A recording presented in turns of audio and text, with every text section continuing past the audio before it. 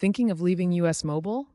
You have two main options: porting out your number to a new provider or simply canceling your service. Porting out means transferring your current US Mobile number to a different carrier, allowing you to keep the same number. To do this, contact US Mobile via their app, website, or by calling 1-888-944-6757 and request a port out.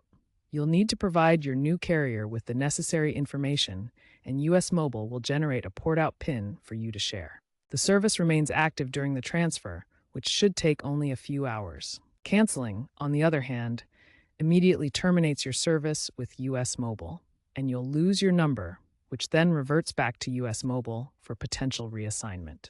This is ideal if you don't need to keep your number or are switching to a non-mobile service. To cancel, log into your account or contact customer service to confirm. No porting PIN is required for a straight cancellation. When you cancel your US Mobile service, understanding the final bill and potential refunds is key.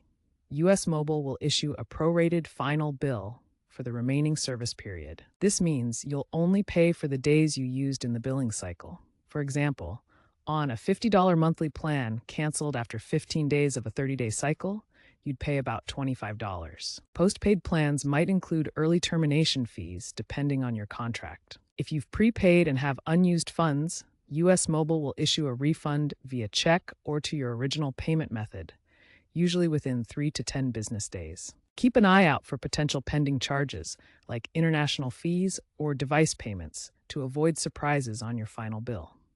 Also note, refunds may be taxable if they exceed $600 annually, according to IRS rules, though this is rare for mobile cancellations. As a consumer, you have rights. The FCC mandates clear cancellation terms from carriers, and disputes can be escalated to the FCC's Consumer Complaint Center.